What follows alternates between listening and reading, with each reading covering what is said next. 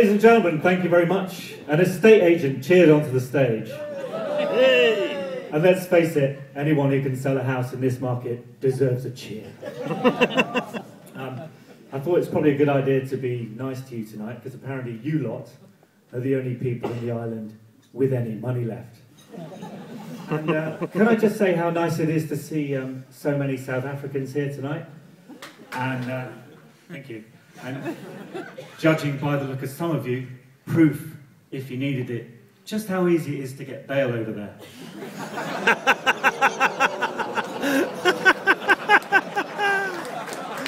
And ladies, I know what you're thinking. Ben Affleck. I'll go. Now I should say, I should say a word about my fellow contestants tonight. It takes a lot to kind of get up here. Advocate Alison Ozan, she was telling me before how much she's looking forward to having her office raided because she wants to retire.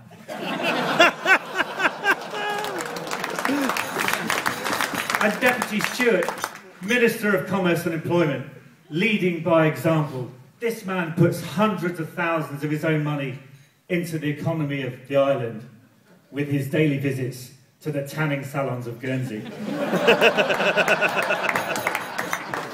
And I have to say, he's looking well on it. He's looking really trim at the moment. Apparently this is all down to a new fitness regime. Every morning he wakes up and he jogs from town to St Sampson's. He calls it the Kev Run.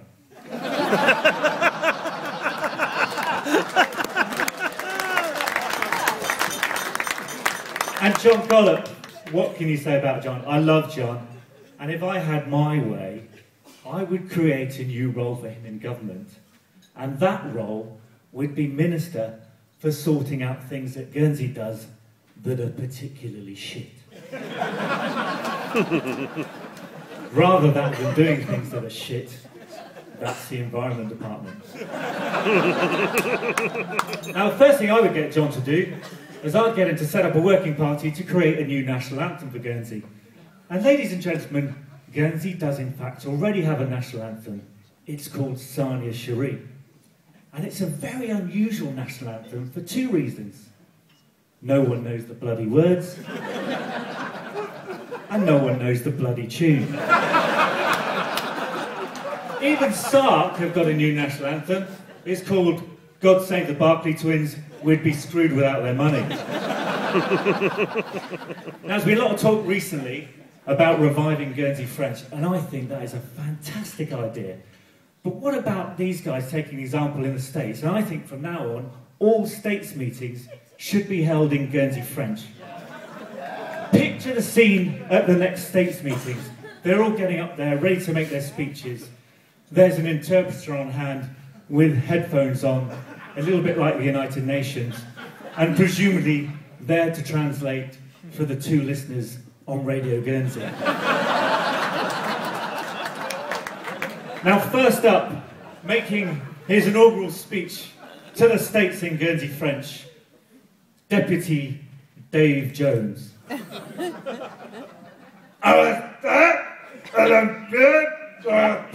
Photo.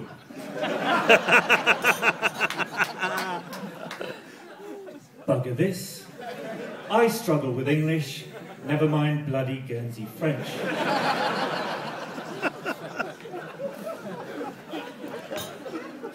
And then, of course, Roger Perot. Et son nom? At last, they've given me a job.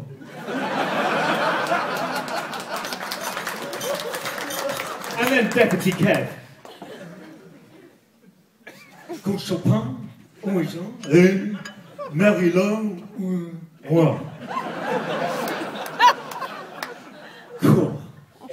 That Mary-Lo's got a fine pair of BAs. And last but not least, the Chief Minister himself approaches the microphone.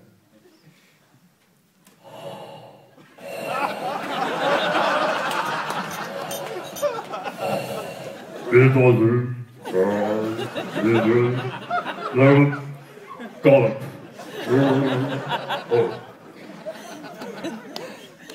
The force is strong in you, young God.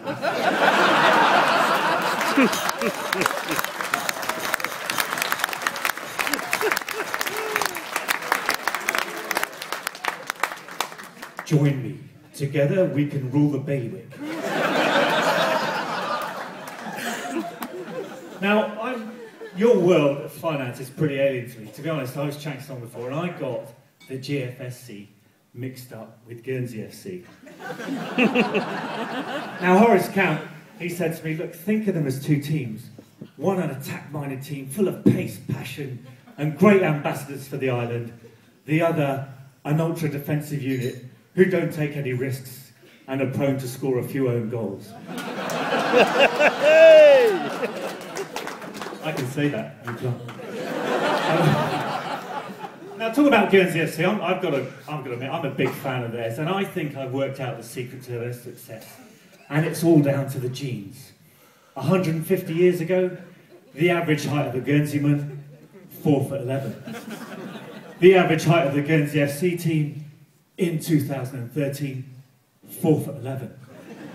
And you've got to go along and see this. It's something to behold. I went along to the first game, and you have these giants from England, and these little green Diddy Oompa Loompa people from Guernsey. And they do that a bit at the beginning when they all shake hands. You have these giants, and they go along the line and go, good luck, mate, good luck, mate, good luck, mate. You the mascot today? Have a good day, son. Good luck, mate, good luck, mate. And then the English boys, the giants, they all get in a huddle and go, it's men against babies, boys.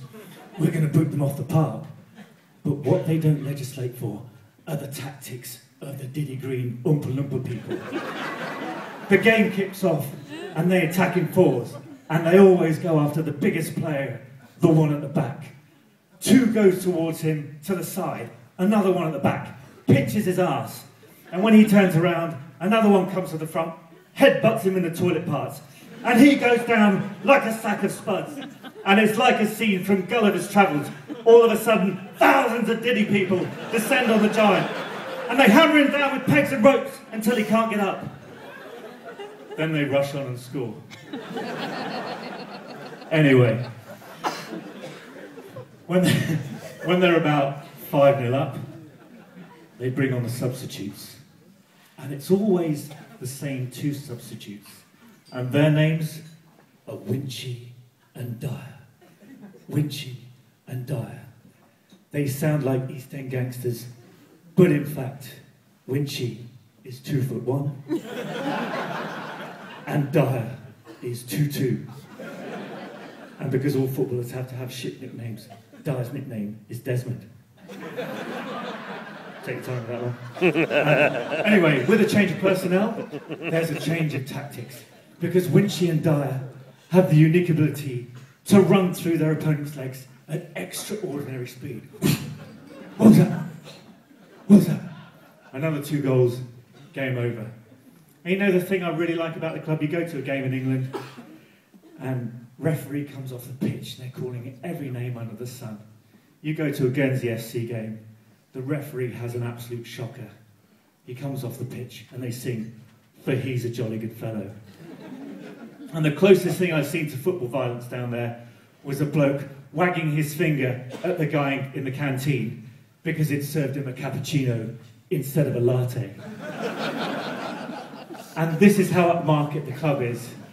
You can go online now, and the best-selling item in the club shop is a cravat. Ladies and gentlemen, you've been great. Thank you very much indeed.